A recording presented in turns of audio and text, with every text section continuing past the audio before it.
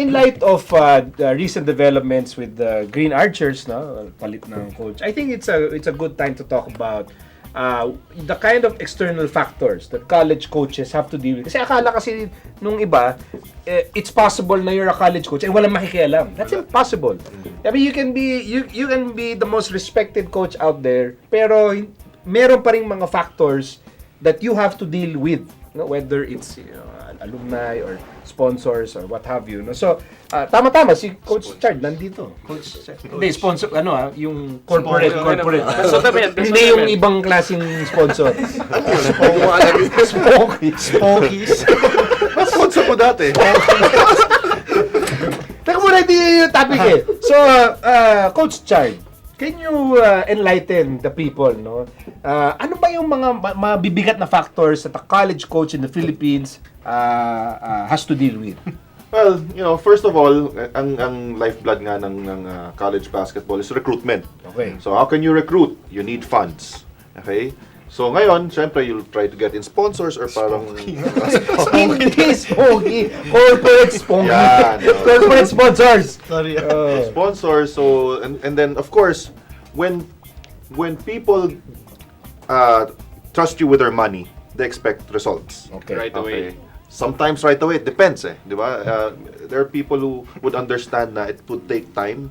Siguro meron naman yung pag nakita nila malakas talaga yung team, they would expect results right away. So, parang there's added pressure on you.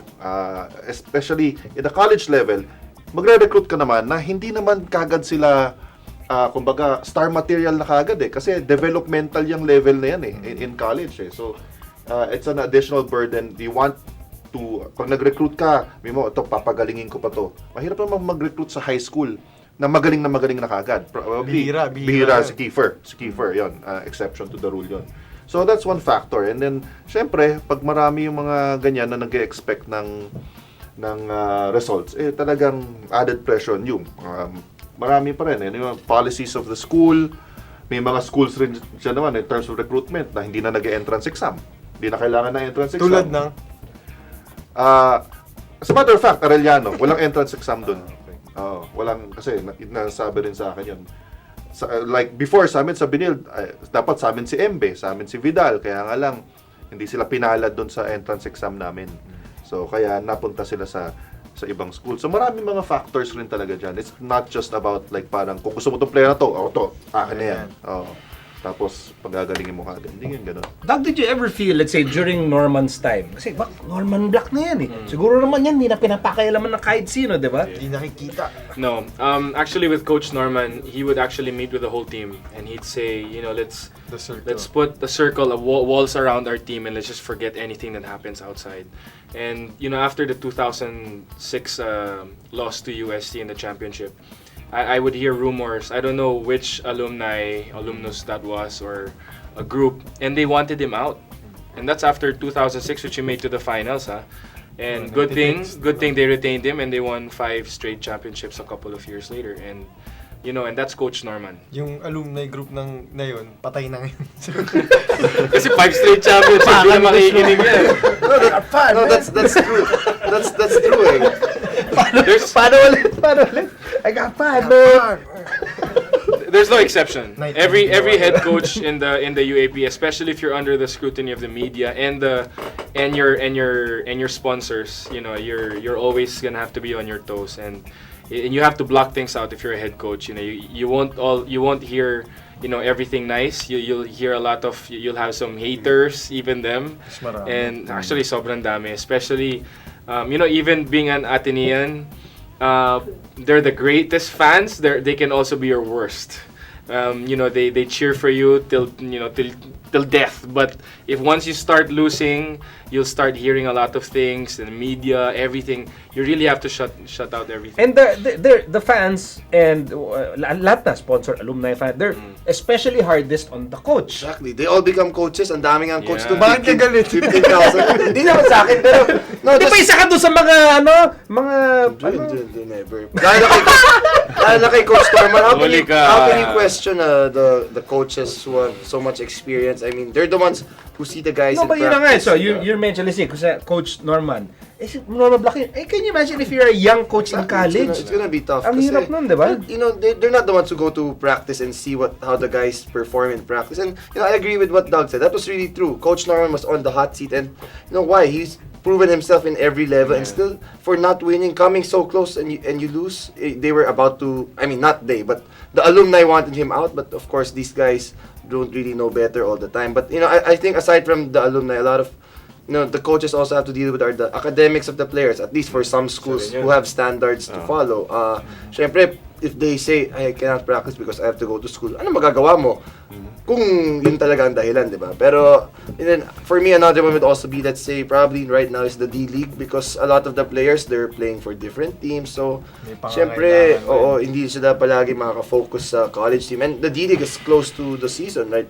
I believe it's still ongoing right now and the season starts June 29 na, yung UAAP at least. Pero syempre, some schools also have the option to not allow their players to play. Pero that's still a challenge that some of the coaches have to deal with. Ito, may isang factor na niyo pa binabagit, Jai. What about yung families? Parents?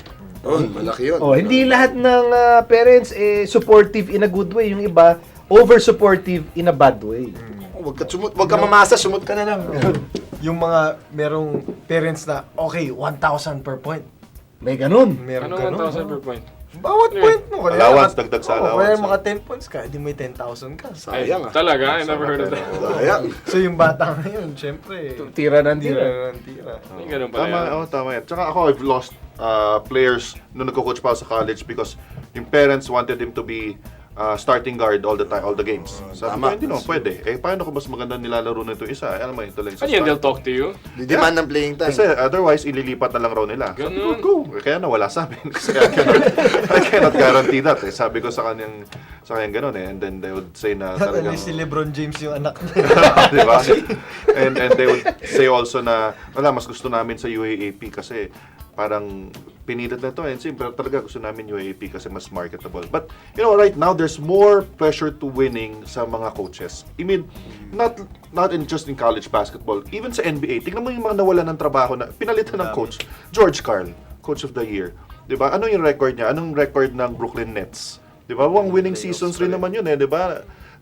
Lionel Hollins. Si Hollins. Di ba? As of now, wala pa First siya. ever finals for the franchise. Best Di ba? season Tapos ever. nawala rin Then siya. you can Sa connect Memphis. that to what happened to Giovanni. I mean, Yes. nag-Final Four sila last year. Well, And then, Sa Clippers may winning record rin, but it's not enough for you to win during the regular season. Kailangan talaga championship na yung pinag-uusapan. Parang- If you don't make that, grabe yung pressure sa coaches ngayon. Ngayon, siguro, sa dami ng attention at saka resources na binubuhos, especially sa college basketball, parang it's no less than a championship already yung expectation ng mga tao, ng school mo Tapos yung saying nga na sinasabi, pag nanalo ka, players ang gumawa nun. Pero pag natalo, kasalanan na ng ng coach yun. coach. Another thing maybe is recruitment also, For example, if a small university is trying to recruit a big player and a big university is also trying to go after that person. Huwag after ka that muna player, subukan. Kawawa naman the smaller university and the coach is pressured to win. And if he's not able to get the players that he wants, kawawa naman talaga sila. And I think that's another thing that they have to deal Kaya with. ako bilib talaga sa mga coaches like Leo Austria. Kasi sinasabi niya, ba't ko re-recruitin yan? Re-recruit rin ang Ateneo at Lasal yan. Sa iba na lang ako maghahanap. Maghahanap na lang ako ng... And I will make sure na itong mga players na to, mapipiga ko talaga yung talent. Okay, so si Coach Chard yan, pag-coach na ng college, ikaw, you played. If let's say magkaroon ka ng chance, Charles, because you have a very brilliant basketball mind, magkaroon ka ng chance to coach a college team, regardless of what league. And after what we've discussed, alam mo naman lahat to, the distraction, the external factors, would you still do it? Oo naman. Why?